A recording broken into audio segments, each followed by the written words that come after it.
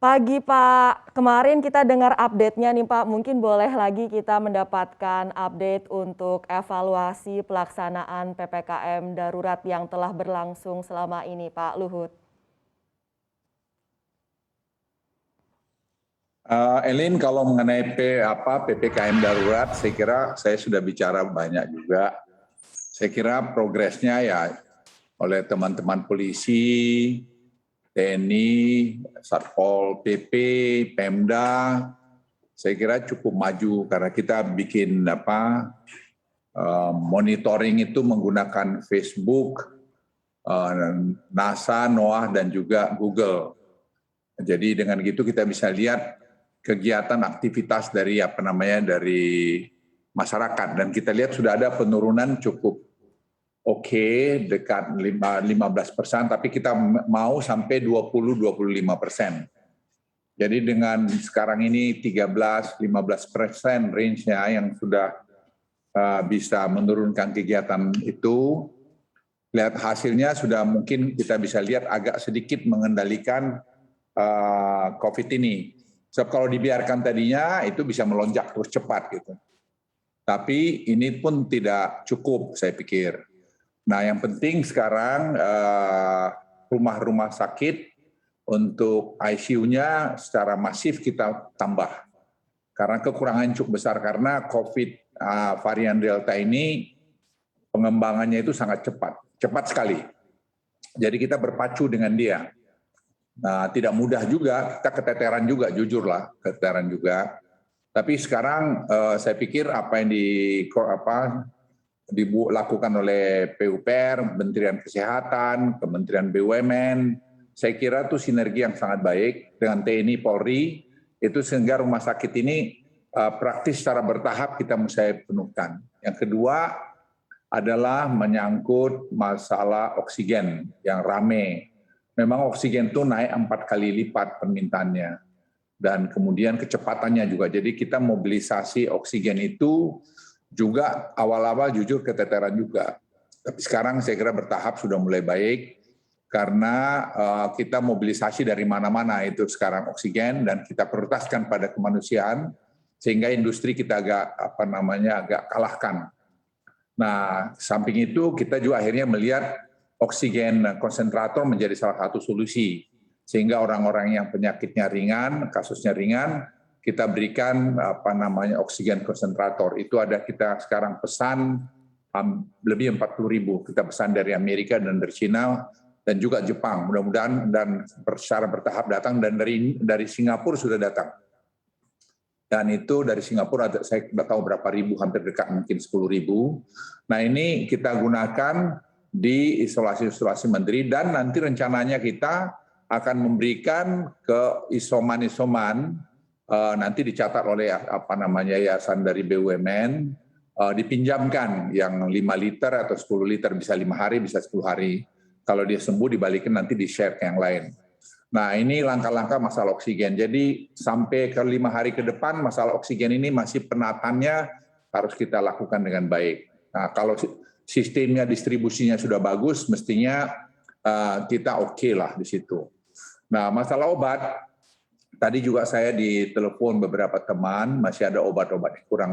Jadi saya mau laporkan di sini, nanti tanggal besok atau paling lambat Kamis itu kita launching 300.000 obat, paket obat. Paket obat itu vitamin, dan untuk ada sebagian COVID itu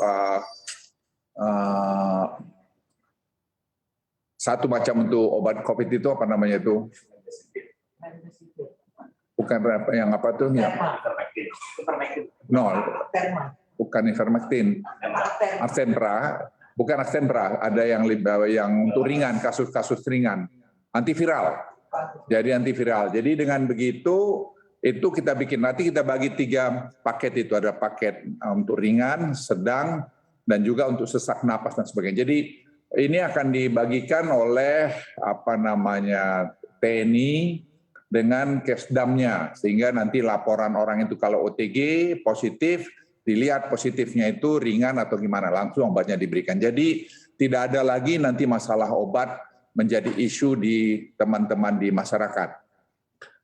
Obat memang ada obat mahal yang belum seperti Actemra, itu saya pikir proses sekarang juga sedang kita data, dan itu saya kira nanti ya bisa kita bayar. Remdesivir saya kira sudah datang 1,2 juta, jadi saya pikir kita belum ada masalah.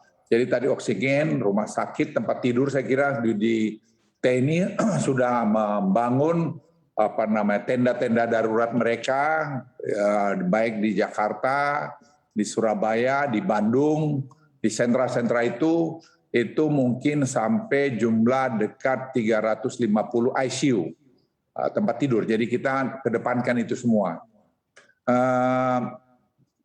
Saya kira para pemirsa sudah tahu juga rumah sakit haji di Arafah itu saya kira sudah kita convert jadi 150 ICU. Saya ulangi ICU, dan sudah mulai diisi dari kemarin. Dan kemudian rumah sakit Pertamina juga membangun 170 ICU bed. Jadi saya kira masalah itu secara perlahan kita tanggulangi. Tapi ini tidak boleh begitu terus. Jadi kita harus menahan supaya infeksi ini ya sementara bisa di sekitar 30.000 dan nanti perlahan turun. Sementara itu tingkat kesembuhan juga kita lakukan, dan ini saya kira menggembirakan. Tingkat kesembuhan kemarin 34.000 ya, kesembuhan kemarin 34.000, dan itu angka yang sangat besar. Ini juga harus kita tonjolkan. Memang angka kematian masih tinggi di sekitar 700-an, itu harus kita tekan. Jadi angka kematian ini saya kira mungkin banyak terlambat dilaporkan atau penanganan, atau juga mungkin masalah oksigen, itu macam lah. Jadi bertahap, kalau ini kita bereskan, saya kira itu akan baik. Tapi ujung-ujungnya sebenarnya menurut hemat saya adalah disiplin kita semua, disiplin masyarakat. Apapun yang kita lakukan ini tanpa kita disiplin juga akan sulit. Jadi kita jangan asal bicara saja begini begono. Semua yang kami lakukan, sekali lagi saya berkali-kali bicarakan itu, kami tanya ahli-ahlinya kok. Jadi apa yang mau kita buat, saya tanya, ini benar nggak, bagaimana, apa pendapatmu, dan seterusnya. Nah, inilah yang kita lakukan sekarang ini.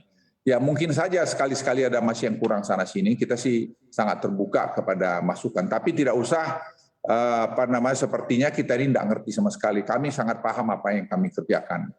Saya kira saya sudah cover tadi mengenai obat, mengenai oksigen, mengenai rumah sakit, mengenai vaksinasi akan kita lakukan targeted. Jadi karena jumlah vaksin bulan ini yang tadinya 31 juta, kita mendapat bantuan jadi 45 juta sekian.